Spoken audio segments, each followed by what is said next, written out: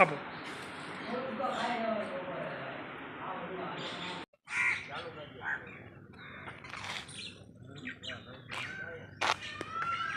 હું પરેશભાઈ મેં નવયુગ ક્રાંતિ ફાઉન્ડેશન દ્વારા ટ્રસ્ટની સંસ્થાની 9મી વર્ષગાંઠ નિમિત્તે રક્તપિત્તના દર્દીઓ માટે સૂકા નાસ્તાનું વિતરણ કરવામાં આવ્યું હતું. તેની ઉજવણી કરવામાં આવી હતી. સંસ્થાના કાર્યકર કિરણભાઈ, વિશાલભાઈ, રાહુલભાઈ સેવા આપી હતી. આભાર. જય હિન્દ, જય ભારત.